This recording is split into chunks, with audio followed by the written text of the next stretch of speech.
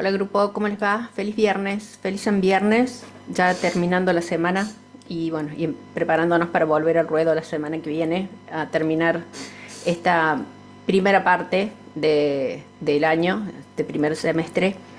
Les quiero dejar, acá les voy a dejar grabado y los voy a subir por supuesto al canal de YouTube, una síntesis de lo que son los estilos de la Edad Media. Primero que nada les quiero aclarar que esto es algo absolutamente excepcional. No lo voy a volver a hacer. Es algo que, o sea, creo que les puede resultar útil más allá de, digamos, del uso que le pueden dar para el estudio de los dos estilos. En cuanto, o sea, es mi objetivo que les sea útil en cuanto a cómo manejar la información que se les da, tanto en los PDFs como en las clases que tienen presenciales y también en los PowerPoint. Es decir, cómo sacarle el mayor provecho posible y también explicarles un poco por qué se les da toda esa información. Para que ustedes puedan, digamos, lograr un estudio más eficaz y eficiente sin que resulte una carga o que a lo mejor, digamos, por no usar estas herramientas de la manera, digamos, adecuada, por ahí se puede desvirtuar el estudio en sí mismo. Eh, vamos, ya vamos directamente con lo que son los dos estilos. Empezamos por románico, el románico que es allá en lo que habíamos visto en la línea de tiempo, en lo que era la Alta Edad Media. Habíamos dividido toda la Edad Media en dos partes.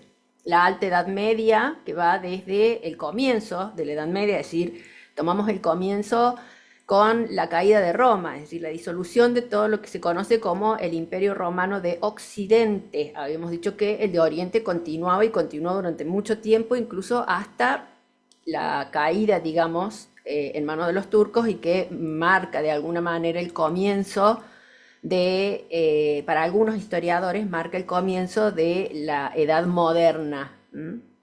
Hay otros factores, porque bueno, a ver, también les quiero aclarar, muchas veces hay que tener en cuenta que hay distintas ramas en la historia, que depende del punto de vista del historiador, del análisis y bueno, de sus resultados, de lo que pueda llegar a ver cada uno, de lo que vamos a encontrar. Entonces, tomar al pie de la letra la información que tenemos de eventos pasados, de los cuales hay un análisis a veces de partes, es decir, se reconstruye la mayor parte, digamos, del conocimiento que podemos tener de la antigüedad, o sea, de tiempos pasados, es un poco como, digamos, no es muy recomendable. Entonces, todo está tomado con pinzas. Lo aclaro esto porque a veces me preguntan o me dicen, pero acá era tal cosa, o se usaba tal otro término, o no eran cristianos, eran gentiles, no eran cristianos. Bueno, es en términos generales que estamos hablando, y además, como ya les dije a principio de año, nuestro objetivo no es la historia en sí misma, sino que la historia es el medio, es digamos, el camino que nosotros usamos, el instrumento para poder aprender temas relacionados con arquitectura. Entonces, volviendo a la información que teníamos, habíamos dicho que la caída de Roma es lo que nos marca el fin de la Edad Antigua, lo que nos cuenta la historia, y el comienzo de la Edad Media. Y que la Alta Edad Media comprende el periodo que va desde la caída de Roma, es decir, del comienzo de la Edad Media, hasta aproximadamente el siglo XII, siglo XI, siglo XII. Pero que comienza este cambio ya con Carlomagno en el siglo IX. De nuevo, no les voy a pedir toda esta información de fechas ni de nada de estas cuestiones. O sea, esto es más que nada para ponerlos en contexto. ¿Por qué es importante que ustedes sepan, digamos, qué estaba pasando en el mundo? O sea, qué pasaba en ese contexto geográfico, político, económico, social, cultural o lo que sea. Porque tengan en cuenta, y esto también ya se los dije, que lo que es la arquitectura como parte de las artes en general, es una manifestación, ya sea que acompaña o que se revela contra ciertos factores, digamos, que acontecen en un determinado periodo de tiempo. Entonces hay eventos, hay sucesos que nos van a dar como resultado una cierta manifestación arquitectónica que puede acompañar o que puede estar en oposición.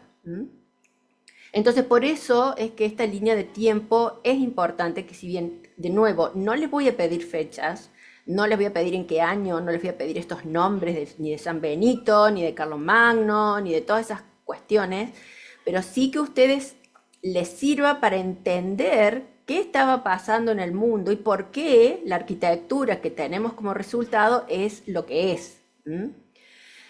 Bien, dicho esto entonces, vamos primero con esta primera parte, con lo que es la Alta Edad Media. Una Alta Edad Media en donde habíamos visto que de todo un periodo de gran auge en las ciudades romanas, en lo que era el Imperio Romano, con esto que ya habíamos quedado, digamos, todos en paz, contentos, amigos y felices de que se había instituido la religión cristiana, el catolicismo, como la religión oficial del imperio, donde se habían construido las basílicas, que en un principio eran muy, muy simples, muy sencillas, pero que después con una gran riqueza interior, muy ornamentadas en el interior, muy desprovistas en el exterior de ornamentación y de lujo, ya habíamos visto por qué y bla, bla, bla, y con un estilo de vida propio de ciudades.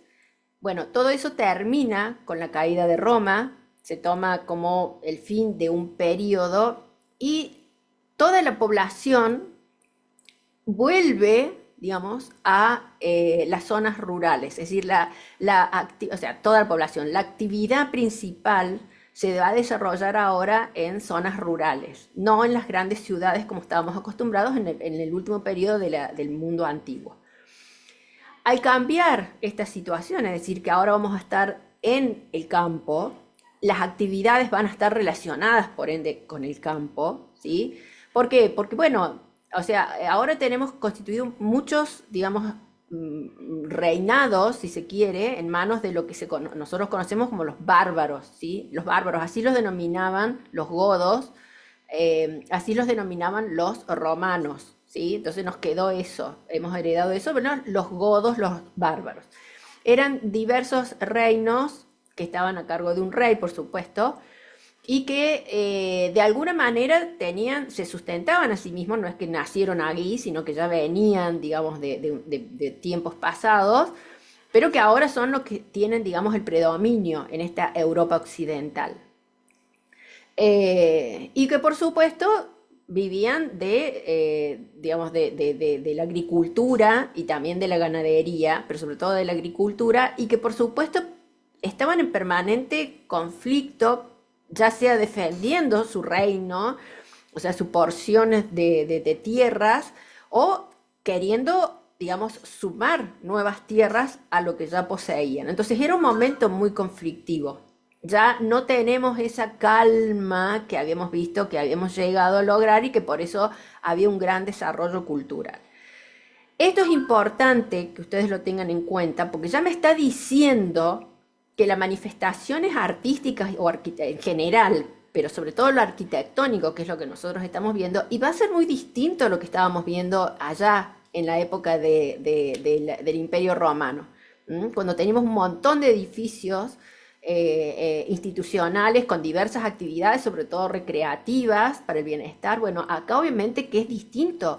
La actividad de la agricultura requiere mucho tiempo, mucho sacrificio, lleva muchas horas de trabajo, arar los campos, después las cosechas, cuidado, y a eso se le suma la conflictividad que existía, es decir, que había invasiones, que había guerras, que había luchas, que había, o sea, todo era imprevisto. Entonces ya me está diciendo que ese florecimiento de las artes y de la arquitectura en particular, y no va a ser el mismo, por supuesto que no. Entonces, ¿qué es lo que vamos a tener? Bueno, vamos a tener esta sociedad agraria, si se quiere, esta sociedad rural. Y ahora, ¿quiénes van a ser los que ostentan de alguna manera, por así decirlo, el poder? Bueno, hay dos grupos.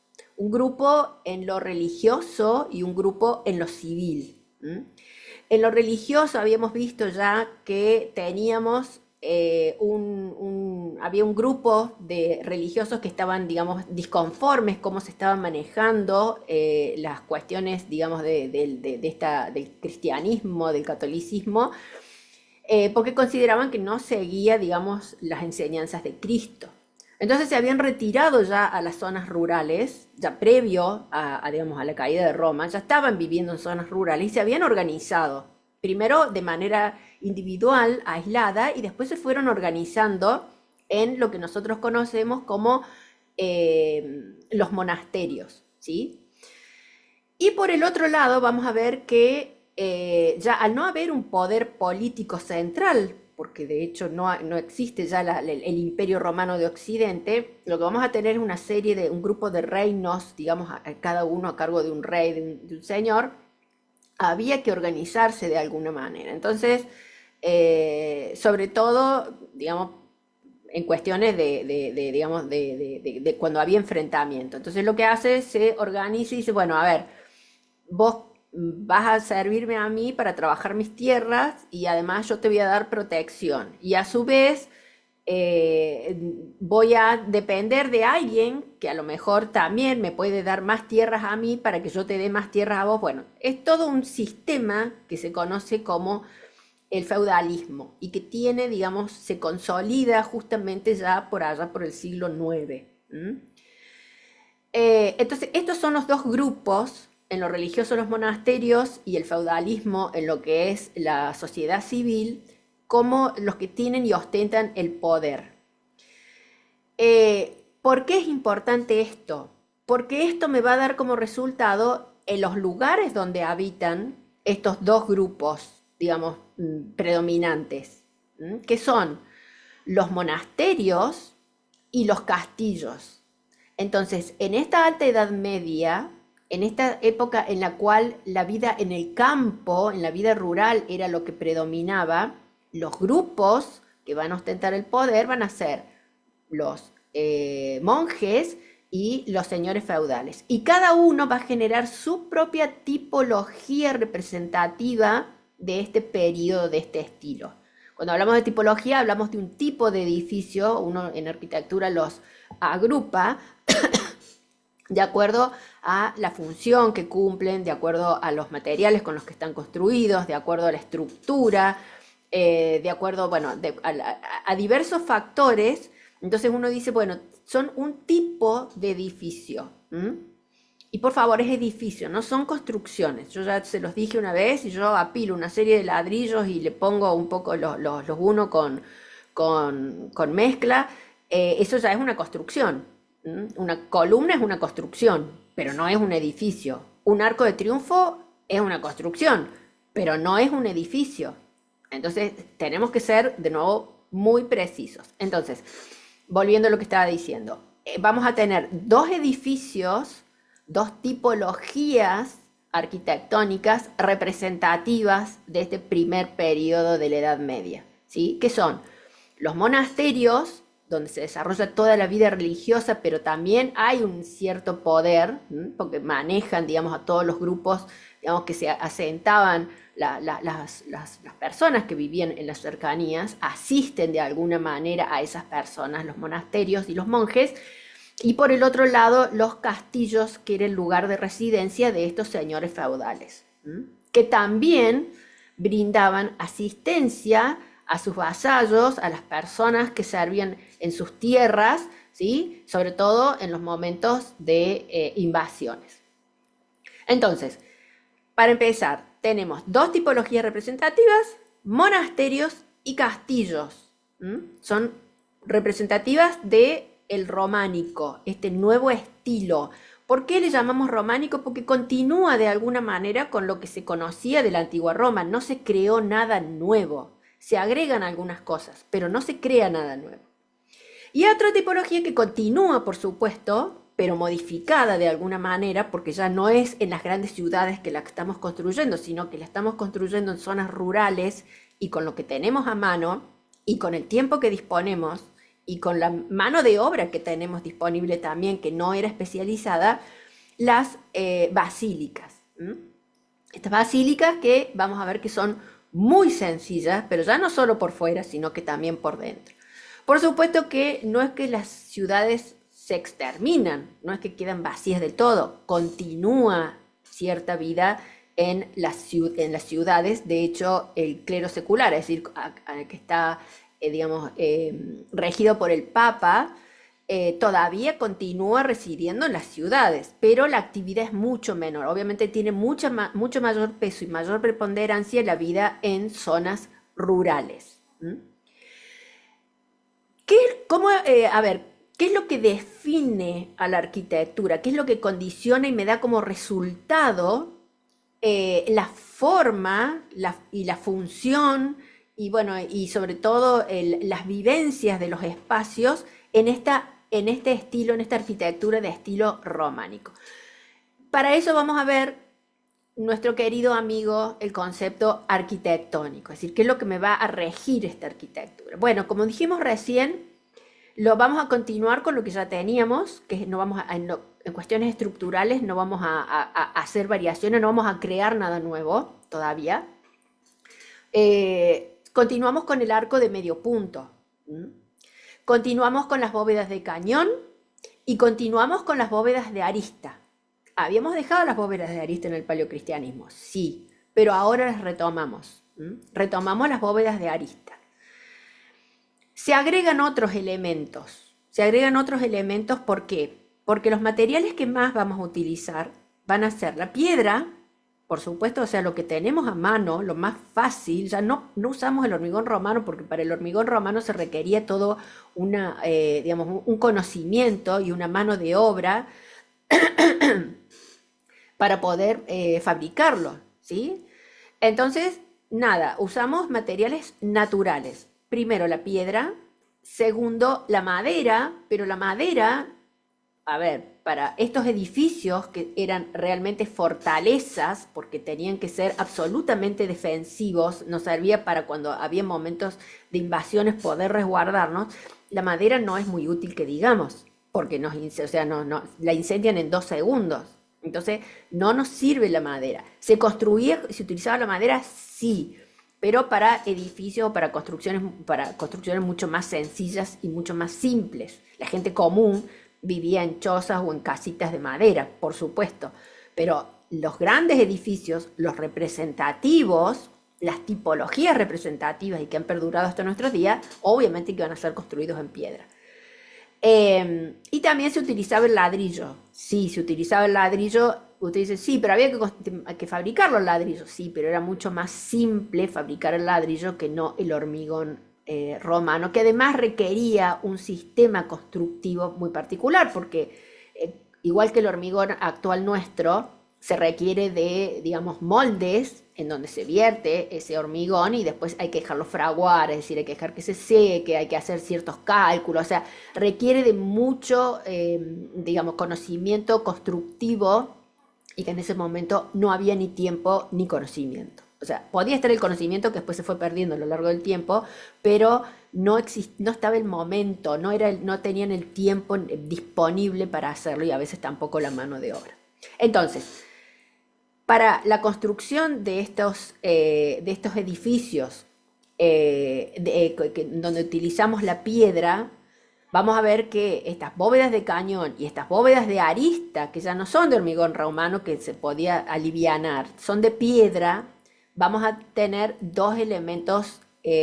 varios elementos que se agregan. Uno, en el caso de las bóvedas de cañón se agregan los barcos fajones, ¿sí?, que son estos elementos que ustedes ven acá, estas como vigas, son como vigas que ayudan a soportar el peso de estas bóvedas de cañón y que se continúan en estos pilares, ¿sí?, que a su vez afuera tienen su contraparte, o si tienen un contrafuerte, algo que los está empujando para que ese arco no se me abra por el peso propio de la piedra, no se me abra y me destruya todo el edificio, ¿sí? Lo mismo con las bóvedas de arista.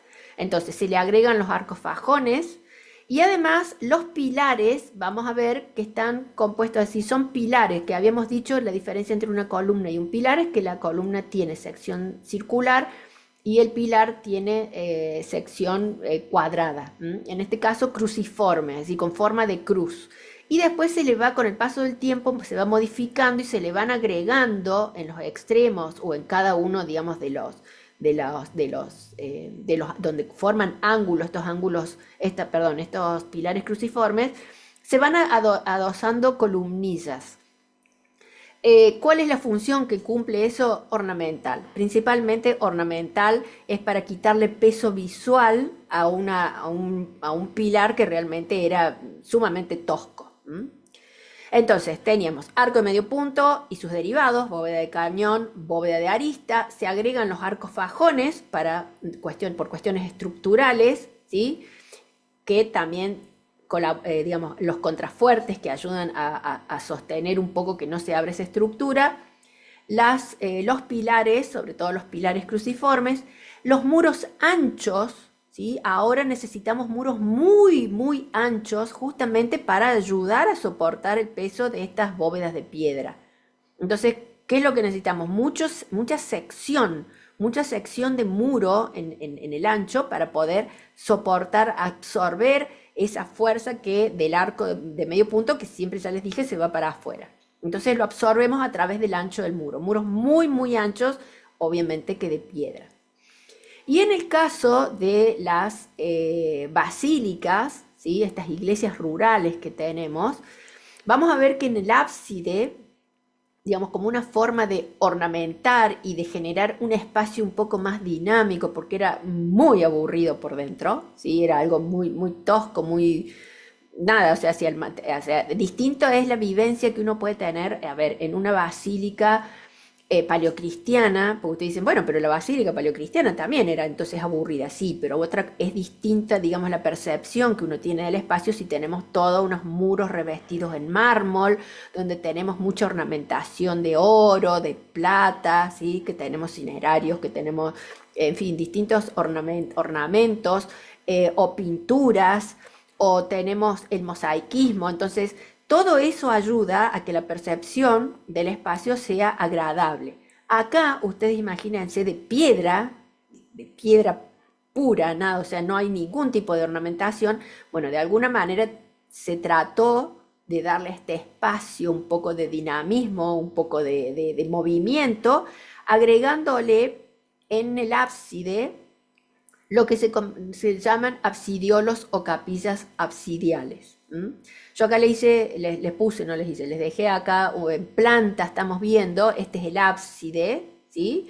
Y se abren estas como capillitas, estos absidiolos, que es como que el espacio me ayuda a que fluya, ¿sí? No es una pared lisa que tengo que me está cerrando, sino que de alguna manera es como que se continúa ese espacio. Entonces la vivencia que uno tiene es completamente distinta. Además ahí siempre, como eran capillas, es decir, siempre había alguna imagen de algún santo o alguna reliquia o algo, entonces como que bueno, generaba un interés espacial distinto. A mí me gusta, o sea, ¿cuál es la diferencia entre absidiolo y capilla absidial? Bueno, ninguna. Lo que nos dicen la definición es que son exactamente lo mismo. A mí me gusta, y esto es algo absolutamente personal, si a ustedes les sirve bien, y si no, lo dejan pasar. A mí me gusta llamarle, para diferenciarlos, los absidiolos a estos, digamos, estas pequeñas capillitas que se abren a lo largo del ábside, y me gusta usar el término de capilla absidial, aquellas que se abren porque tenemos el ábside y después, a ver, ya lo vamos a ver en otra imagen, tenemos el ábside y se abren otras capillas de menos, como otros ábsides más pequeños a cada lado del ábside central. Entonces me gusta llamarlo eso capillas absidiales, ya lo vamos a ver en otra imagen. Miren, acá tienen este ábside que no tiene absidiolos. Fíjense qué cosa tan... que no tiene nada, que no tiene absolutamente nada. Esto en realidad lo que les estoy mostrando es una capilla absidial, ¿sí? No es un ábside. Pero ustedes imagínense que así sería el ábside si tuviéramos en piedra. Nada, no tiene nada. Entonces, al agregarle una de estas capillas absidiales a cada lado del ábside, ya lo vamos a ver en otra imagen, es como que se genera un espacio mucho más rico y la vivencia es muy distinta. Y finalmente, lo que tenemos como último elemento, digamos, de que compone este concepto arquitectónico, que de alguna manera me está marcando digamos, la forma que tiene esta arquitectura, y de cómo se lee son los cimborrios. Los cimborrios son estas torres que se elevan sobre el sector del crucero. Habíamos dicho que el crucero es la intersección entre la nave central y el transepto.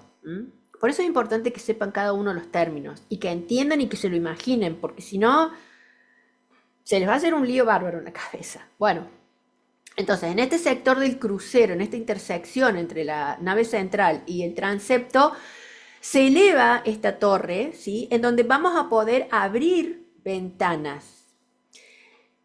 Es una arquitectura que tiene muy poco aventanamiento, ¿sí? Y las ventanitas que tiene son muy pequeñitas. Y habíamos dicho que había dos razones por esto, digamos, dos causas por las cuales teníamos estas ventanas tan pequeñas y tan escasas.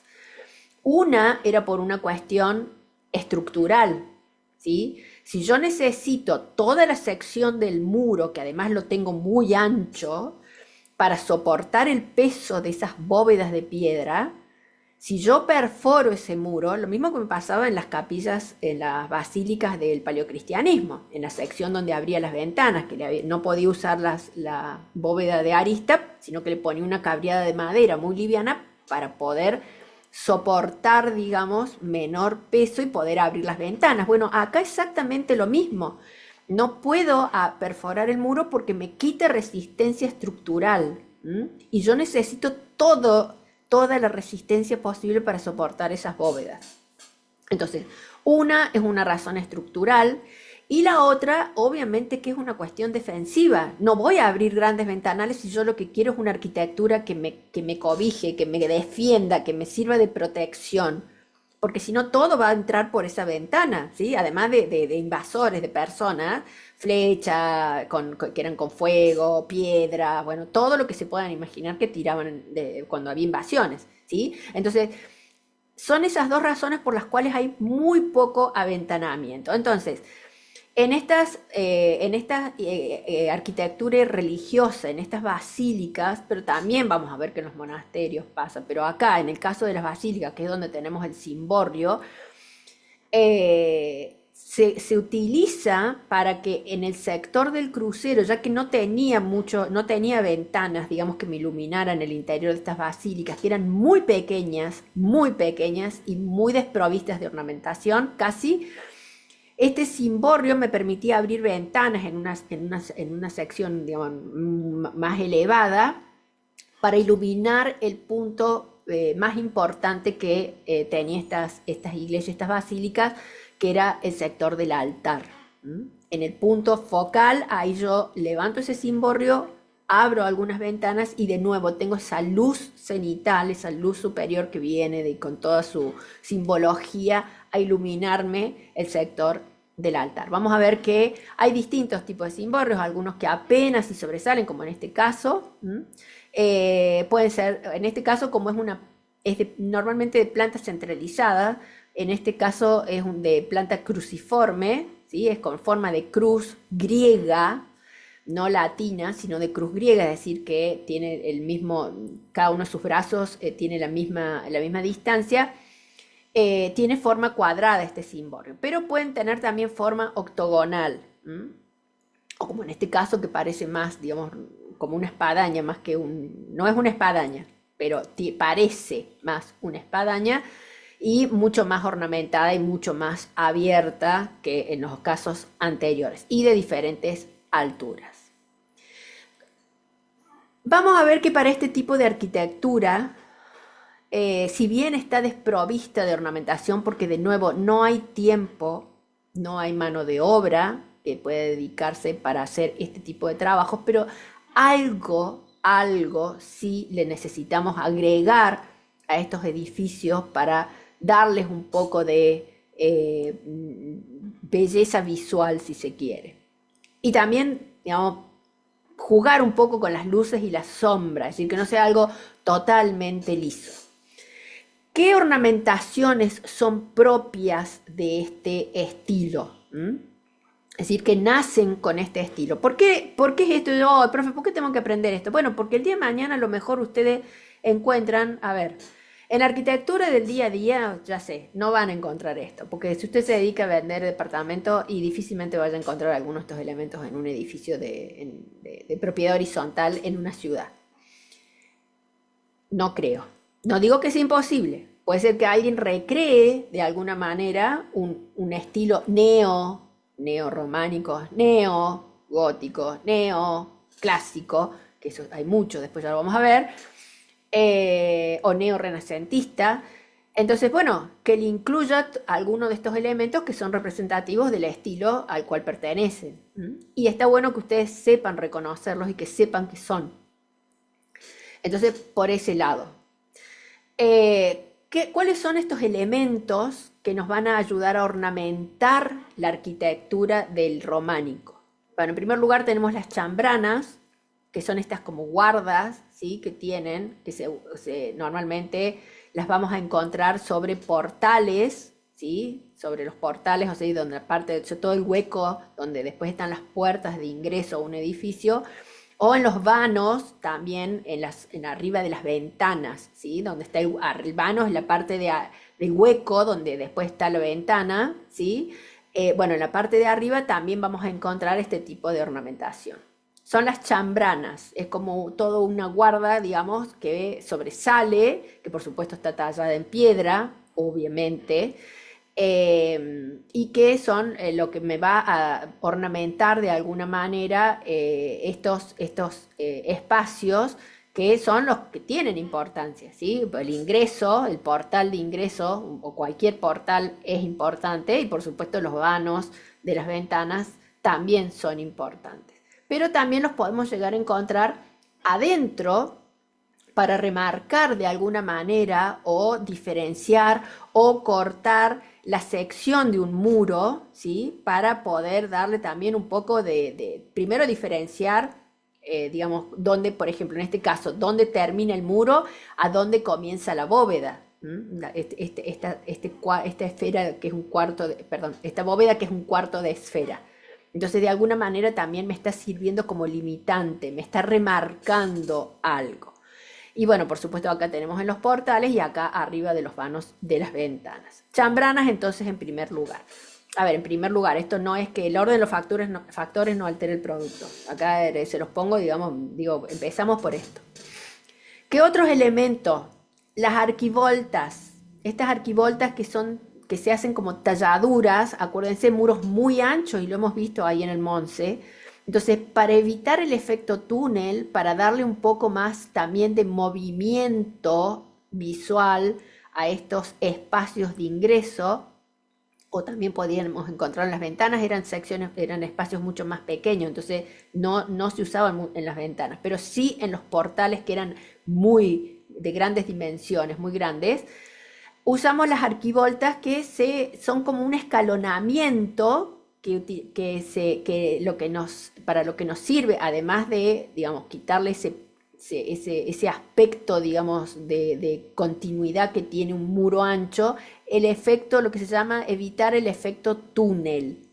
Es decir, que es un muro tan ancho que queda desprovisto, es como que no tiene ningún tipo de gracia. Entonces con esto, además lo estoy jerarquizando, le estoy marcando de alguna manera una jerarquía al ingreso, por ejemplo. A lo mejor yo podía tener el sector, como en este caso, tengo el portal de ingreso principal con las arquivoltas y a lo mejor otro ingreso simple, común y no le pongo arquivolta, por ejemplo.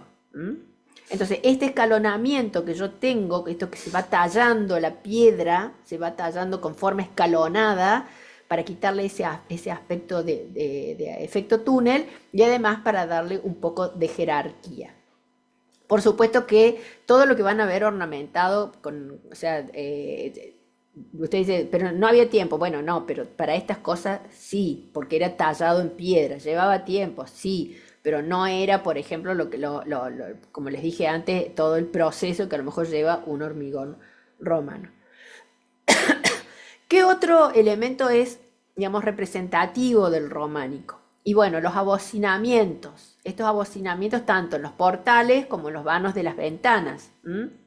que lo habíamos visto recién en el portal, le agregamos a este abocinamiento, lo disimulábamos también un poco con las arquivoltas, ¿sí? En las ventanas era mucho más evidente porque los espacios son mucho más chicos. Este abocinamiento, uno dice, bueno, ¿por qué no lo hacían derecho? Bueno, porque de alguna manera lo que se trataba era que de afuera fuera como muy pequeñito, muy pequeño, y que justamente para evitar, digamos, por cuestiones defensivas, y que en el interior fuera mucho más, digamos, mediera amplitud. Generalmente se utilizaba, digamos, pequeño en el exterior y grande en el interior, para dar esta vivencia de un espacio un poco más, entre comillas, iluminado. Pero lo podemos encontrar al revés también, ¿sí? No es privativo, no es que lo vamos a encontrar en el caso de las ventanas, no de los portales de ingreso, pero sí en las ventanas a lo mejor lo podemos encontrar al revés. ¿Qué otro elemento es, digamos, representativo de este estilo? Los canecillos, que son estos, como les dije, estos como goterones, ¿sí? Que se utilizan para que el agua no se deslice por los muros y ensucie el muro, sobre todo estos muros de piedra, que eran talladuras. Lo que se utilizaba normalmente es una época, es un periodo, como ya también les dije, muy oscuro, ¿sí? En donde el teocentrismo, el miedo, el pecado era lo que preponderaba. Había toda una... Hay que portarse bien porque si no te vas al infierno y los monstruos te van a devorar y el fuego eterno y Dios te castiga. Es decir, toda una época bastante, bastante oscura. Que un poco también es lo que se traduce y se puede percibir en la arquitectura de esta época. Se vivía de una cierta manera que obviamente la arquitectura también acompañaba esto, y lo reforzaba también. Entonces estos canecillos, que eran, digamos, un poco como grotescos y que me estaban, digamos, se utilizaban con fines también didácticos, ¿sí? Es decir, lo que estábamos tratando era demostrarle a las personas una población muy analfabeta, de nuevo, si pueden, a ver, yo les dejé ahí el link a la película El nombre de la rosa, se ve muy mal, pero está muy bueno en el sentido, si lo pueden ver, pero si lo pueden ver, encontrar en otro lado, donde puedan ver más las imágenes, les va a ayudar mucho a entender cómo se vivía, cuál era el pensamiento en ese momento. Era un momento realmente muy caótico, muy desordenado, con mucho miedo. Entonces, estos canecillos, estas imágenes, ayudaban a adoctrinar, a enseñarle a la gente, decirle que era analfabeta, como les dije recién, qué es lo que no tenía que hacer. El pecado, esto no lo tenés que hacer, esto está mal. Y esto es lo que estos monstruos son los que te van a devorar el alma y que no vas a ir al paraíso, sino que vas a ir al infierno. Bueno, toda esa cuestión propia de este primer periodo de la Edad Media, ¿no? Que después eso ya lo vimos en el gótico, cambia un poco. Entonces estos canecillos refuerzan también toda este mensaje, ¿sí? Toda esta función didáctica de adoctrinamiento que había en ese momento. ¿Qué otro elemento vamos a encontrar como ornamental? Es decir, que me va a ayudar a quitarle esta continuidad del muro desprovisto de ornamentación. Bueno, la banda lombarda, bien dije, la banda lombarda. Esta banda lombarda que es una sucesión como de arcos y pilares, ¿sí? Pilastras en este caso, porque las pilastras en general no soportan peso, o sea, no son estructurales, mejor dicho. Vamos a sacar eso que no soporta peso, todo soporta peso, pero no son estructurales. Entonces, esta sucesión de arcos con pilastras es lo que se denomina como banda lombarda. A ver, ¿puede tener la sucesión de arcos solo sin las pilastras? Sí, y sigue siendo una banda lombarda. En general lo vamos a encontrar con una, digamos, con continuidad en pilastra, porque, bueno, si era como un poco, le ponemos un poco más de ornamentación, pero podía estar sin las pilastras también. Y acá vemos distintos espacios, bueno, el uso de la bóveda de cañón. Vean, fíjense cómo eran los espacios, cómo era el tipo también de construcción que había. No es que uno dice, ay, qué lindo, todo parejito. No, se construía como se podía. Bueno, esto está ya un poco más refinado. Acá vemos el ajedrezado, ¿sí? Y bueno, y los capiteles que eran de grandes dimensiones. El capitel es el punto donde se va a unir el techo con el elemento de sostén que es, a ver, con todo el elemento de sostén que es la columna, ¿sí? En donde el capitel es el elemento, el componente de la columna, que es el que más peso va a recibir porque es el primer punto de contacto. Entonces estos capiteles son absolutamente enormes. Ya no existen más los órdenes clásicos. Nos olvidamos de los órdenes clásicos, ¿sí? No hay más. No hay más orden ni dórico, ni jónico, ni corintio, ni compuesto, ni toscano. Ya está, no hay más. Ahora lo que tenemos son estos capiteles de grandes dimensiones, por supuesto que de piedra también, del mismo material, y que están ornamentados según lo que se conoce la ley del marco y del esquema geométrico. Pero en general responden a imágenes que se tomaban del bestiario, que es todo como un, entre comillas, catálogo con todas figuras que representan, digamos, monstruos compuestos por mitad humana, mitad animales, o animales mitológicos. Muchas veces animales mitológicos utilizan que representan el bien o representan el mal. En general representaban el mal, ¿sí? Por eso les digo, en este periodo en donde digamos, había un adoctrinamiento desde lo malo, de esto es lo que te va a pasar de malo, que también les conté, reírse era algo, no estaba permitido, era algo que eran los tontos. Entonces, bueno, por ejemplo, el mono, que uno dice, bueno, pero un mono, ¿qué tiene un mono de malo? Estaba relacionado con el mal porque se consideraba que era un animal, digamos, como que era como una deformación del ser humano, que además siempre estaba haciendo monerías y gracias, entonces era algo malísimo. El mono estaba relacionado, por ejemplo, con algo malo. Entonces, bueno, todos estos capiteles están ornamentados con este tipo de figuras que se adaptan a un marco, ¿sí? A un marco determinado. Tenían que tener formas determinadas, sobre todo en general líneas rectas. Entonces se acomodaban como podían. A veces estaban todos deformados, todos torcidos. Eso es lo que me va a marcar un poco todo lo que es la escultura de este periodo. Y bueno, y acá vemos en términos generales un poco todos estos elementos que hemos estado viendo, cómo se combinan entre sí para darme una arquitectura un poquito más dinámica, un poquito más agradable a la vista, ¿sí? Que piensen, es una arquitectura piedra, fría. Imagínense los espacios que vivían acá, bueno, acá ven las dimensiones que tenían todos estos edificios del periodo románico. Eran húmedas, es decir, al no tener aventanamientos, imagínense de piedra. La piedra es un material súper frío, es decir, no hay forma. Ustedes si han visitado lugares que están construidos en piedra, el ladrillo, al ser más poroso, permite pasar un poco más el calor. La piedra es, creo, lo más aislante que hay en cuanto a que no deja pasar el calor. Entonces, además con estos muros anchos, además con casi nada de ventanas, esos espacios interiores deben haber sido espantosamente fríos, desprovistos de todo tipo de bienestar, digamos, para el cuerpo, para la vida, para todo. Yo pienso en eso y digo, qué horror. Además no se cerraban las ventanas, o sea, los pocos ventanamientos que había no se cerraban con cristales.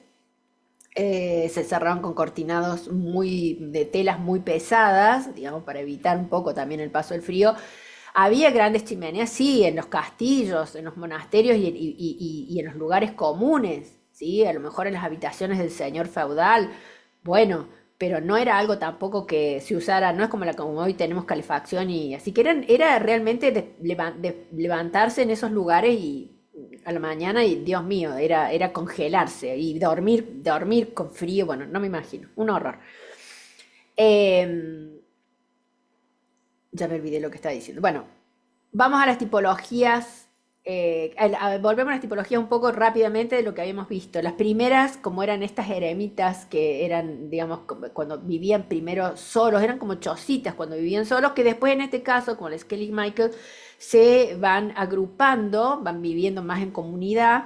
Entonces, bueno, se van organizando. San Benito con la regla organiza un poco estos agrupamientos, estos monasterios, ¿sí? Monasterios porque vivían monjes, y que si estaban a cargo de un abad, era una abadía, y si estaba a cargo de un prior, era un priorato.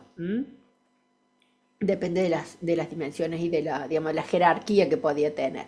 Y lo que conocemos como monasterios, digamos, lo que después se hace, digamos, más reconocido y popular es esto que vemos en planta, esta planta tipo de un monasterio en donde siempre vamos a tener una basílica, en donde se oficiaba digamos, el rito religioso, y acompañando todo lo que era el sector donde vivían estos monjes. Generalmente estaba organizado alrededor de un claustro, era un patio central completamente cerrado y alrededor cerrado justamente por las habitaciones de estos monjes, las celdas se les llamaba, ¿sí? Que era una habitación muy pequeña en donde apenas entraba un catre, una mesita para apoyar a lo mejor no sé, un vaso de agua y sobre todo el libro, la Biblia o digamos, el libro religioso que tuvieran en ese momento, y se acabó, no había nada más. No eran las grandes habitaciones, era apenas para dormir.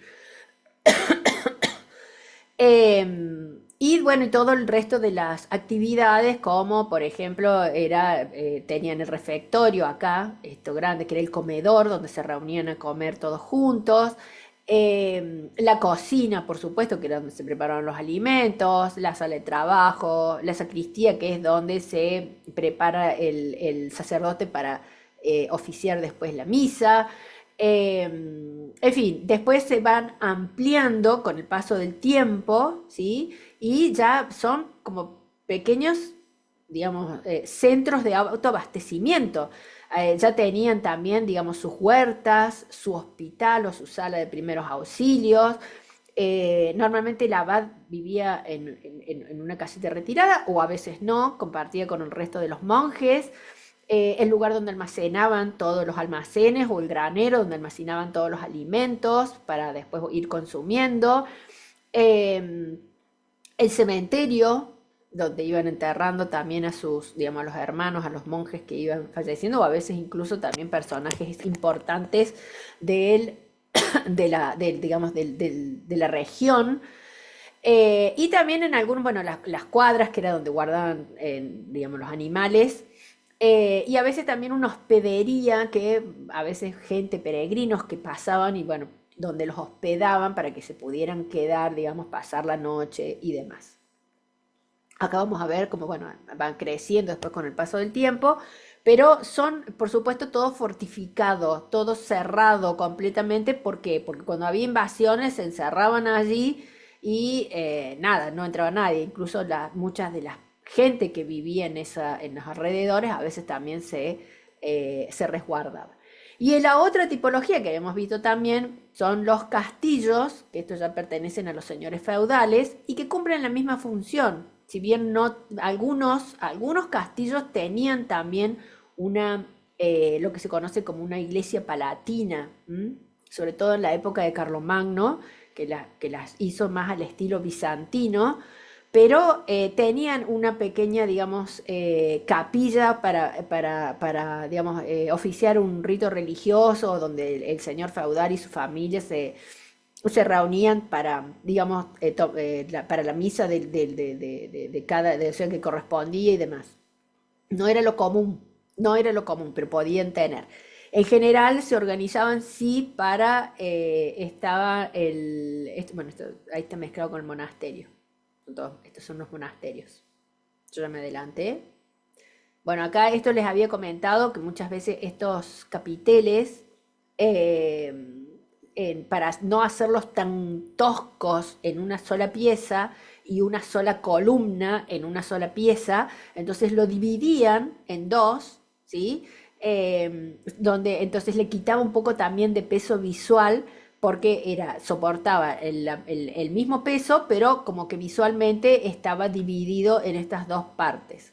Era también bastante común. Bueno, y acá tienen los castillos que, al igual que los monasterios, sirven o sea, son como pequeños centros de autoabastecimiento solamente que en lugar no residían los monjes, sino que residía el señor feudal y su familia, pero que en tiempos de invasiones digamos, todos los siervos vasallos que vivían, por supuesto, ahí en la región cercana, se resguardaban en estos edificios que eran, por supuesto, meramente defensivos. Así que bueno, vamos, hay distintas imágenes. Les dije, acá es donde fue grabada la película del Nombre de la Rosa, en el castillo de Loarre, en Huesca. Hay muchísimo de arte románico y de arquitectura románica en la región de España, les conté, hay montones. Es donde más fuerte creo que fue el románico. Y bueno, y las basílicas, que como pueden ver son muy, muy, muy sencillas, muy pequeñas, ¿sí? Porque están en zonas rurales, entonces son pequeñas. También tienen toda una cuestión defensiva, fíjense, sin aventanamientos ni nada. Y los interiores también desprovistos completamente de ornamentación. Todo lo que vamos a encontrar durante el periodo románico, en esta alta Edad Media, va a estar desprovisto casi de ornamentación, excepto, bueno, estos elementos que vimos que son propios del estilo y que se utilizaban, por supuesto, como para darle un poco más de calidad, digamos, visual. Fíjense los capiteles, de nuevo, las dimensiones que tienen. Esto es el capitel, perdón, le estaba mostrando acá, esto es el capitel. Y también, es decir, que se van, acá tienen otro, fíjense. Son de grandes dimensiones porque es muy fuerte el peso. Vamos a encontrar también los campanarios, las torres de los campanarios comienzan a aparecer también en esta arquitectura religiosa como propia de este estilo también. Y lo vamos a ver después en el gótico cómo se refuerza estas torres, ¿sí? Acá pueden ver claramente, esto es el ábside, y acá vemos a los costados lo que a mí me gusta llamarle, pero eso de nuevo se los dejo a criterio de ustedes, como dice Karina Olga, lo dejo a su criterio, las capillas absidiales. Si fueran absidiolos, los veríamos por acá afuera, digamos, recubriendo el ábside, ¿sí? Creo que hay otra imagen donde, en otro ejemplo donde se ven. Estos que están a cada uno de los lados del ábside, que de nuevo, a mí me gusta llamarle capillas absidiales para diferenciarlos de los absidiolos, así es como se ven, digamos, por fuera. Acá los tenemos, ¿ven? Son más pequeños, este es el ábside, y estos como que son más pequeños, esta es la iglesia San Clemente de Tajul, son mucho más pequeños porque es como que se continúan en lo que serían las naves laterales. Acá es el interior, ¿ven? Esto es el ábside, mucho más ornamentado, de mayor altura. Acá tenemos estructura de madera. Posiblemente, obviamente que no posiblemente, esto ha sido reconstruido. No creo que sea original. Y acá vemos a cada uno de los lados estas capillas absidiales. La iglesia de San Martín de Tours también, un ábside y una capilla absidial de cada lado. Esta ha sido completamente restaurada, como lo podemos apreciar, muy restaurada, ¿sí? Que de nuevo hay controversia, se generó mucha controversia con este edificio en particular porque había muchos restauradores que no estuvieron de acuerdo, porque se dice si se lo restauró tanto que se le quitó, digamos, la originalidad que tenía. Bueno, nada, da para mucho. Y acá vemos otros elementos, los canecillos, ¿sí? Las chambranas con ajedrezado en este caso, podría ser. O sea, la chambrana es el elemento, digamos, que sobresale, que ornamenta. ¿Podría ser liso? Sí, podría ser liso, no habría problema. ¿Podría ser escalonadito? Sí, podría ser escalonadito.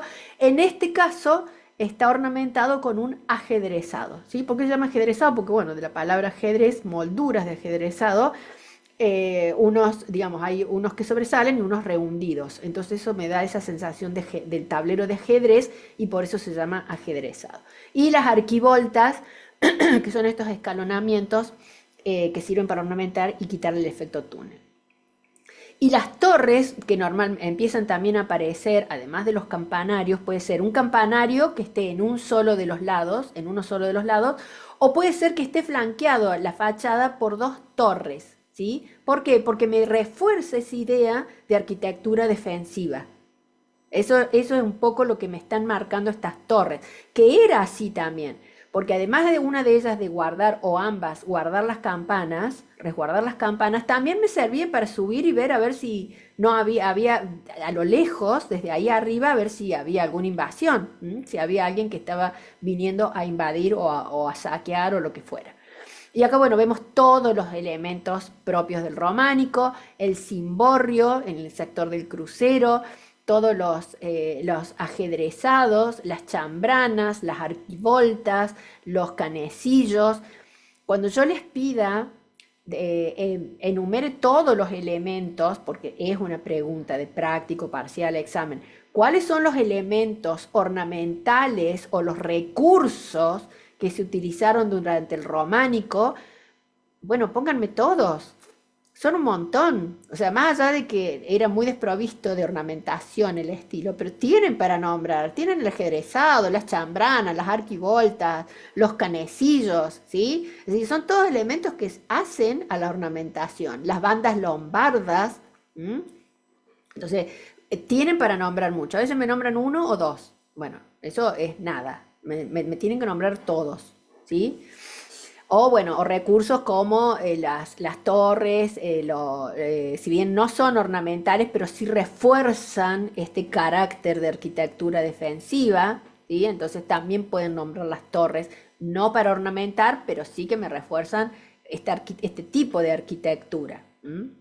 Bien, bueno, acá se ve de nuevo el ábside con las capillas absidiales. ¿Qué hice? ¿Qué toque? Que ahora no. Ahí está. Bueno. Y este es el interior. Bueno, acá se ve el ábside central, ¿sí? Con estas ventanas, los abocinamientos también es un recurso, ¿sí? El abocinamiento, acá se puede ver claramente, más pequeña la ventanita en el exterior, mucho, se abocina y se hace más grande en el interior. Entonces me da la sensación de que la ventana es más grande, aunque en realidad el tamaño de la ventana es mucho más pequeño. Y acá lamentablemente no se alcanza a ver porque justo me tapa esta tremenda pedazo de muro y aparte de la columna, están las capillas a cada uno de los lados, las capillas absidiales. Acá vemos de nuevo cómo se utiliza esta chambrana o que es un ajedrezado, ¿sí? Para marcarme el límite donde terminaría el muro y donde comienza esta bóveda, que es un cuarto de esfera y que normalmente es lo que me sigue recubriendo el sector del ábside como una manera de marcarme la perfección divina del espacio en el cual estamos. Y de nuevo, fíjense acá, los capiteles también es otro recurso, los capiteles de grandes dimensiones y ornamentados, por acá hay otra imagen donde se ve bien, ornamentados con estas imágenes tomadas del bestiario. Acá vemos otra iglesia, este es el ábside de Santa María de Villamayor, también en España, por eso digo, hay muchísimo en España. Fíjense la ventana que está acá en la parte central del ábside arriba, es muy pequeña, es abocinada, muy chiquita por fuera y por dentro, por eso le digo, es lo más común que van a encontrar es que sean muy pequeñas por fuera y muy grandes, o sea, que se abocinen hacia adentro. Y bueno, y esta sucesión de arcos de medio punto que de alguna manera me están como marcando una banda lombarda. Y arriba tienen también ornamentado con ajedrezado, ¿sí? Acá este límite no me lo están marcando con un ajedrezado, sino con digamos, una moldura continua. No me salió el término, perdón. Otro ejemplo, San Juan de Amandi, también en España, fíjense.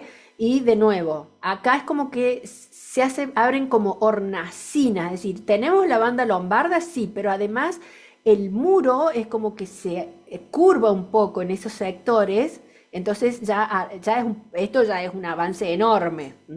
Es como que se hacen estas hornacinas, viene de la palabra, se imaginarán como horno, hornacina, y que eso es algo que me da también cierto movimiento, cierta dinámica en el muro. En arquitectura se utiliza para quitarle esta continuidad y que sea algo que visualmente me está como empujando sino que es como que el espacio fluye, fluye de otra manera. Y fíjense de nuevo los abocinamientos, la ventanita tan pequeñita y cómo se abocinan hacia el interior. Y acá también, bueno, está mucho más remarcado. Acá me remarca un poco con un arco de triunfo medio disimulado, muy simple, muy sencillo, pero retomando aquella simbología de las antiguas basílicas paleocristianas. Y esto es de mucho mayor altura, obviamente que ya hemos evolucionado. Bueno, acá pueden ver, en Santa María de Cambre, en La Coruña, fíjense, estos son absidiolos, ¿ven? Esto tenemos el ábside y acá tenemos estas capillitas que se abren, entonces es completamente distinto. Por eso les digo, a mí me gusta diferenciar los absidiolos de las capillas absidiales así. A estos, digamos, que van recubriendo, que van, digamos, acompañando todo el ábside, me gusta llamarlos absidiolos, y las que están acá, cada una de los lados del ábside, las denomino capillas absidiales. Pero de nuevo, eso se los dejo como a ustedes les resulte más práctico o les sirve. Bueno, hay una imagen donde se ven los canecillos también. Normalmente eran todos distintos, no había iguales, siempre eran diferentes, ¿eh? Y esto que no alcanzamos a verlo ese día, pero que es muy interesante, si ustedes lo pueden ver después, tranquilos, y sobre todo acá les dejé curiosidad 1 y curiosidad 2, los vínculos, que lo puedan ver digamos, en internet, cuenta un poco. La iglesia de San Martín de Fuentidueña. Y uno dice, bueno, la región de Fuentidueña está en España, ¿sí? Dice acá, una larga nave sin transepto. Esta no tiene transepto, ni naves laterales, son muy sencillas normalmente en las basílicas paleocristianas. Es común en las pequeñas iglesias románicas en Segovia, ¿sí? Y ustedes dicen, qué bueno, entonces hay que ir a Fuentidueña para ver esta basílica, ¿sí? Esta basílica tan desprovista de ornamentación, y visitarla para ver cómo era. Y yo les digo, si van a Fuentidueña, no la van a encontrar. ¿Ah, no? No. Pero acá la estamos viendo en una imagen. Sí, pero no está en Fuentidueña. Está en el museo en Nueva York. ¿Cómo? Sí. ¿Qué hicieron? Bueno, hicieron todo un intercambio, un trueque, ¿sí? El museo tenía una pintura, un cuadro, se ve que querían mucho los españoles, y esta basílica estaba totalmente en ruinas, pero totalmente en ruinas. Ustedes lo van a ver ahí en esto, no me acuerdo si en el Curiosidad 1 o Curiosidad 2, totalmente en ruinas. Bueno, entonces lo que dijeron es, te damos el cuadro y a cambio, danos la basílica. Entonces, trasladaron, o sea, primero catalogaron, inventariaron piedra por piedra y las acondicionaron y las subieron a un barco y las llevaron a Norteamérica. Y está reconstruida adentro de un museo. Esto un poco se los pongo, además de como curiosidad, digamos, de las controversias que puede generar todas estas cuestiones de lo que es la preservación de patrimonio, porque en realidad ya no está en España, es patrimonio español en realidad, pero está en un museo en otro país que no tiene nada que ver. Ahora, y esto de nuevo, se genera controversia. Si me preguntan a mí, y yo digo, y yo prefiero, aunque no esté en el lugar de origen, y aunque lo hayan restaurado excesivamente, pero yo hoy puedo ver cómo era originalmente. O cómo se vería en los tiempos, digamos, a lo mejor originales. Tal vez no, tal vez sea, a lo mejor habría sido mucho más desprovista, o no sé, yo supongo que lo han hecho lo más fidedigno posible, que han seguido, digamos, que hay todo un trabajo arqueológico atrás, de estudios, de investigadores, de historiadores, y que lo han representado lo más cercano posible a como era en la realidad. Y yo digo, yo prefiero esto, y no que a lo mejor se siguiera deteriorando y ya no quedara nada en la región de España, porque no les llevaban el apunte y no tenían interés digamos, en restaurarlo, en reconstruirlo. Es algo muy controversial. Y eso cada uno puede tener su postura. La mía es esa. Yo prefiero esto y no que se pierda completamente. Hay otros que dicen, bueno, hay que dejarlos morir con dignidad. Y es válido también. Es válido. Bueno, a lo mejor lo mío es más egoísta, no lo sé. Pero bueno, por eso, pero se los quería mostrar y si pueden, léanlo, porque la verdad es que es muy interesante al momento después de cuando a ustedes les toque a veces decidir sobre un inmueble que pueden encontrarle cierto carácter histórico, patrimonial, o que les guste o lo que sea, es decir, bueno, ¿qué hago? ¿Lo dejo morir dignamente o lo preservo, aunque sea restaurándolo de alguna manera, digamos, no sé cómo llamarle, de alguna manera que puede ser controversial, pero que la posteridad, digamos, las generaciones venideras puedan ver cómo se vivía o cómo era la arquitectura en un determinado punto del tiempo. Bien, sobre la escultura ya les dije, no vamos a poner mucho énfasis en esto, más allá de lo que habíamos dicho del bestiario, de que eran las imágenes estas que se utilizaban mucho para lo que era el adoctrinamiento, para lo que era la enseñanza, eso es lo que más me interesa que sepan, que servía y que estaba absolutamente ligada a la arquitectura, en función directa con la arquitectura, porque servía para ornamentar. Y ustedes me dicen, sí, bueno, toda la escultura sirve para ornamentar, sí, pero para ornamentar la arquitectura está estrechamente ligada. Vamos a ver a futuro que la escultura, y bueno, lo vimos también en el mundo antiguo, la escultura no estaba ligada a la arquitectura directamente, no estaba, digamos, amalgamada a la arquitectura, no era dependiente, no había una interdependencia entre arquitectura y escultura, podían vivir las dos separadas. Y lo vamos a ver después en el Renacimiento también, y en estilos posteriores, pero aquí en lo que es la arquitectura del estilo románico están estrechamente ligados, ¿sí? La escultura está en función de la arquitectura.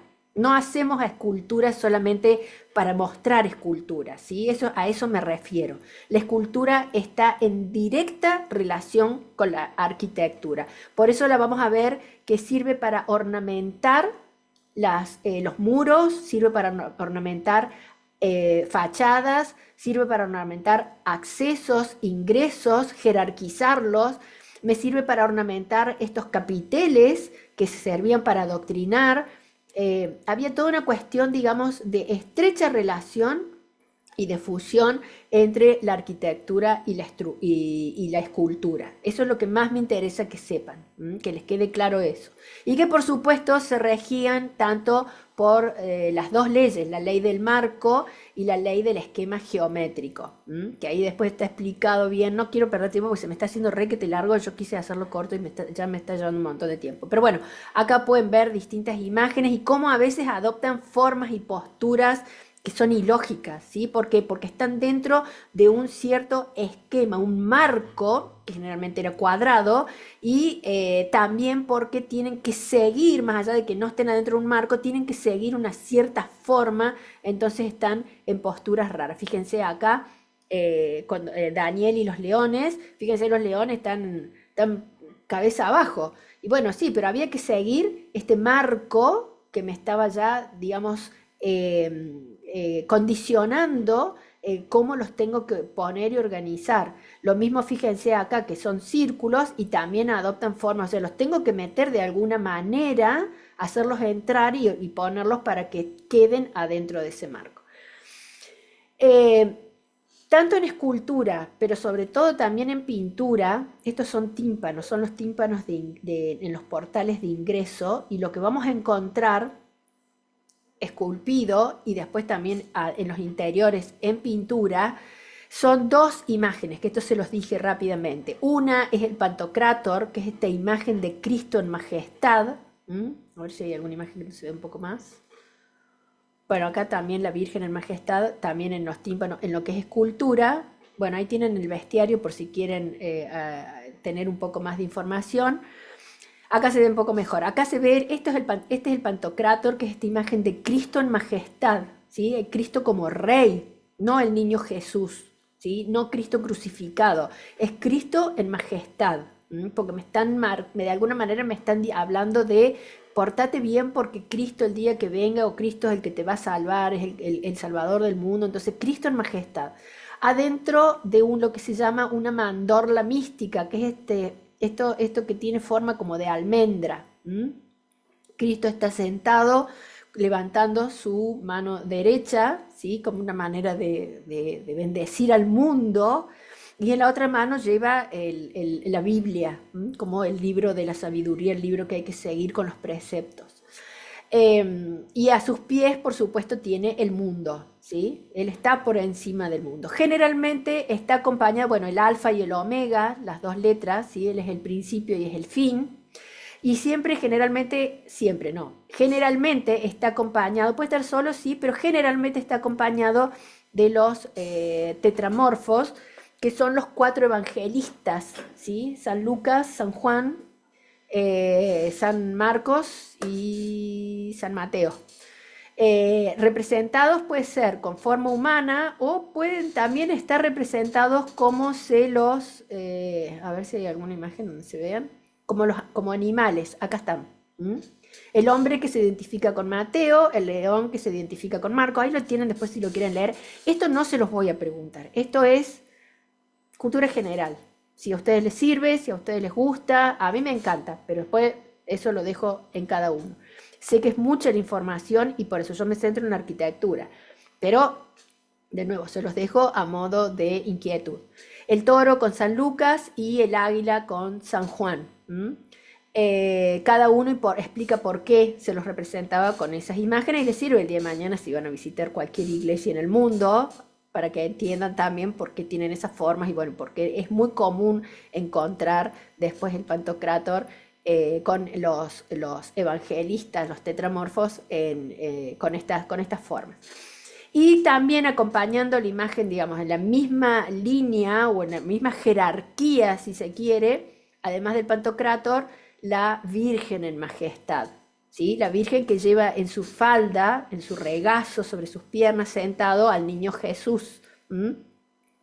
También dentro de una mandorla mística, en este caso está acompañada por los 3 Reyes Magos, ¿sí? Pero son las 2 imágenes propias del románico que las vamos a encontrar tanto en escultura como en pintura. Son las imágenes que más se representan. ¿Qué características tiene la pintura de esta época? Bueno, se utilizan, por supuesto, los colores planos, que se llama, y normalmente están delineados los dibujos con líneas negras bien remarcados. Es algo muy típico y muy característico de la pintura de este periodo, ¿sí? El remarcarlo así como los niños que remarcan de jardincito, que remarcan con negro para que no se salgan los colores. Bueno, esto no es que era para que no se salieran los colores, sino que se remarcan con una línea negra los dibujos. Y por supuesto esto le daba digamos, una calidad y una calidez visual a los espacios que estaban pintados, digamos. Entonces, bueno, se podía, digamos, apreciar un poco más y quitarle esta monotonía de la piedra. Acá fíjense de nuevo, fíjense el tamaño de los capiteles y estas columnas bajas, toscas, anchas, porque bueno, tengo que soportar todo un techo de piedra. Vamos a ver que cuando se va, digamos, a lo largo del tiempo, es decir, cuando ya nos vamos desplazando hacia el futuro, hacia adelante, hacia después del estilo gótico, este románico va a empezar a ganar altura.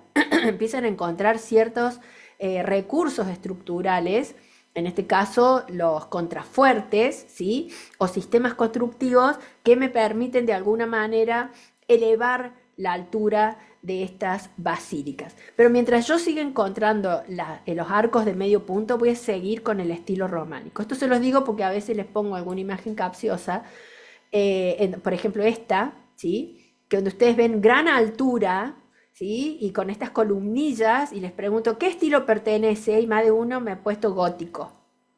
Y no, ya vamos a ver ahora, para que exista el estilo gótico, yo tengo que tener el arco apuntado. Si tengo arco en medio punto, es estilo románico. En la última fase, en la última parte del periodo, sí, pero sigue siendo estilo románico. Eso es para que ustedes puedan diferenciarlos unos de otros. Fíjense, acá se ven los absidiolos, ¿sí? Este es el ábside, hay toda una girola atrás, hay como un pasillo alrededor y ahí se me abren los absidiolos. Esto ya es una arquitectura que estamos muy cerca de lo que va a ser después el próximo estilo, que es el gótico, por supuesto. Se abren mucho más ventanas, es decir, es mucho más, es decir, es distinto. Ya estamos, digamos, en la última fase del periodo románico, pero sigue siendo románico. Tenemos arco de medio punto, sigue siendo románico.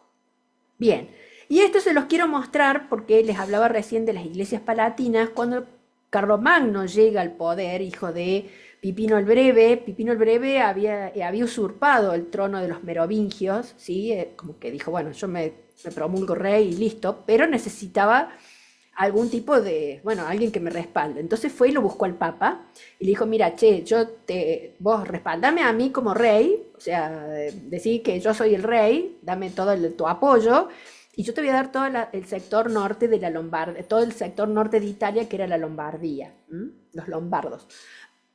Le voy a sacar esas tierras y te los voy a dar a vos. Bueno, le dijo el Papa Regio, me parece bárbaro.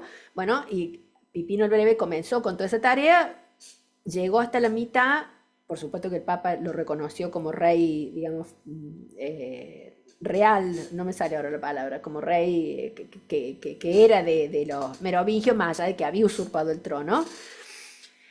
Y le sucede a Pipino el Breve su hijo Carlomagno, Carlos, que después nosotros lo conocemos como Carlomagno. Carlomagno impulsó, bueno, continuó con la tarea de su padre, por supuesto, terminó de conquistar toda la región norte de Italia, la zona de los lombardos, y también se la dio el Papa, o sea que hubo cierta continuidad, pero además él quiso, digamos, llevar todo lo que es la educación y la formación, se preocupó muchísimo por eso, porque él decía que para evitar que el pueblo, la gente común, quedara a merced de políticos inescrupulosos o reyes que, bueno, los explotaban y demás. Entonces comienza todo un proceso de culturalización de la sociedad, que vamos a ver cómo se va evolucionando, cómo va mejorando todo eso y cómo después eso me va a llevar a a una nueva forma de vida, un nuevo contexto político, social, económico sobre todo, y también cultural, que es lo que me va a dar como resultado todo el nuevo estilo que le sucede al románico. Pero él en sus propios castillos, porque obviamente en esa época no había internet y uno no podía confiar mucho digamos, o sea, confiaba hasta por ahí, pero no mucho, porque había que estar, digamos, moviéndose permanentemente. Uno se imagina a los reyes sentados en un trono y estando todo el tiempo en el castillo o en sus palacios y nada, y estaban ahí haciendo nada. Bueno, no. Estaban un tiempo o sea, de todos sus territorios, estaban un tiempo en un lado, después 3, 4 días, después seguían el viaje y se iban y se instalaban y estaban 3, 4 días en otro, entonces iban viendo, controlando toda la región, digamos, todo el territorio del cual ellos estaban a cargo. En el caso de Carlomagno era muy común entonces que los reyes tuvieron diversos castillos, ¿sí? o residencias en distintas ciudades o en distintas regiones.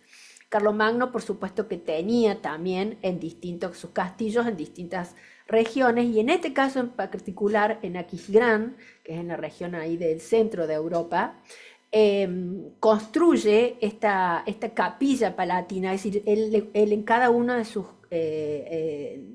castillos tenía una capilla, pero esta en particular, esta capilla palatina, ¿sí? Porque se llama palatina porque pertenece al palacio de Aquisgrán, la hizo construir con lo que es el estilo bizantino. El estilo bizantino es propio y característico de Bizancio, es decir, de lo que es el Imperio Romano de Oriente. En Oriente continúan con todo esto que venían de la arquitectura que habíamos visto allá en el paleocristianismo. Continúan con el mosaicismo. De hecho, encuentran una nueva solución estructural con la que se construye después la iglesia de Santa Sofía, que es bella, bella, bella. tiene todo un aventanamiento, gracias a esa resolución estructural pudieron abrir aventanamientos en toda la base de la cúpula, entonces parece que en determinadas horas del día la luz entra por ahí, parece como que toda la cúpula estuviera en el aire, ¿sí? Porque la luz que ingresa es como que hace todo como un cordón de luz, entonces parece que realmente está suspendida en el aire, es realmente bella la, la iglesia de Santa Sofía. Entonces, bueno, continúan con todo esto, el revestimiento de mármol, mucho dorado, ¿sí? Entonces, vamos a encontrar que esta capilla palatina de Carlomagno pertenece a la época donde se desarrolla en Occidente el estilo románico, pero las características que tiene están tomadas, digamos, todos los recursos y toda la resolución está tomada del estilo bizantino, que nosotros no lo vemos porque nosotros nos centramos en lo que es arquitectura occidental solamente, pero que les quería mostrar de alguna manera qué distinto vivimos en el mismo tiempo, en el mismo periodo de tiempo, y cómo sea un tipo de arquitectura, cómo el contexto, la forma de vida que se llevaba, las cuestiones políticas y sociales que se vivían en Europa. Ahí nomás, porque estábamos de Bizancio, ¿cuánto? Todo alrededor del Mediterráneo, cómo tenemos una tipología con una arquitectura tan oscura, tan pesada, tan de piedra, en lo que es castillos y monasterios, y cómo en Oriente se hace este otro tipo de arquitectura. Que de alguna manera les quiero remarcar esto de por qué el contexto es tan importante y tenerlo en cuenta. Bueno, acá por supuesto era muy común. A ver, tampoco se los conté cuando vimos en el paleocristianismo, los ábsides normalmente estaban orientados hacia el este porque el este es donde sale el sol, donde nace el día, donde nace la luz. Entonces lo que se quería de alguna manera simbolizar era que al este, es decir, donde está el altar, es donde nace la luz de Cristo, es simbólico. Y acá en estas capillas palatinas, no solo la de Carlomagno, sino en general, y en general en casi todas las basílicas, vamos a ver que los ábsides están hacia el este, y Carlomagno tenía por costumbre construir en el primer piso, o sea, no en la planta baja. Normalmente estas capillas, como pueden ver, tienen varios niveles, pero en el primer piso, en oposición al ábside, estaba su trono. Él participaba del rito cristiano, es decir, escuchaba la misa a la misma altura en la cual estaba Dios.